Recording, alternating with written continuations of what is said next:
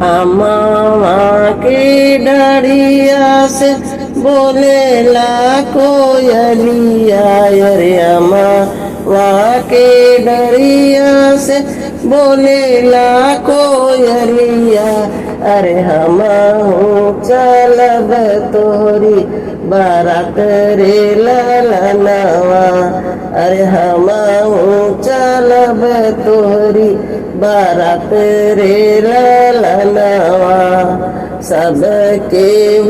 चलिए मोटर गड़िया से हम तो आकाश उड़ी चलब रे ललनवा सबके चली मोटर गड़िया से हम तो आकाश उड़ी चलब रे ललनवा अमवा के डरिया से बोलेला कोयलिया रे अमवा के डरिया से बोलेला कोयलिया अरे हम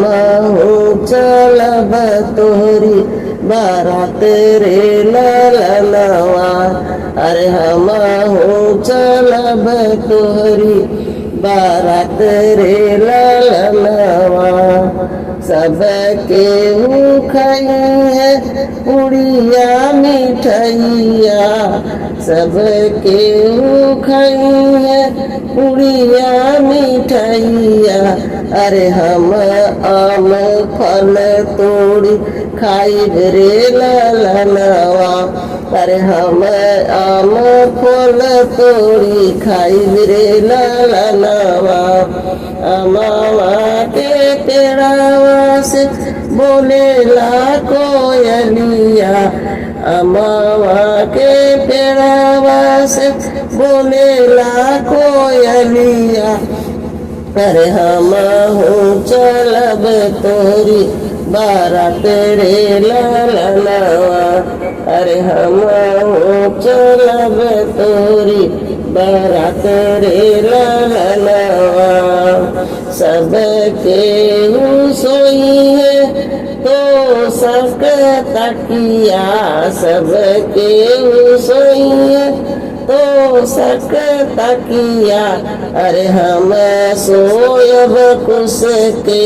घोसलवा रे ललनवा अरे सब सोई है तो सक तकिया हम सोयब कुश के घोसलवा रे ललनवा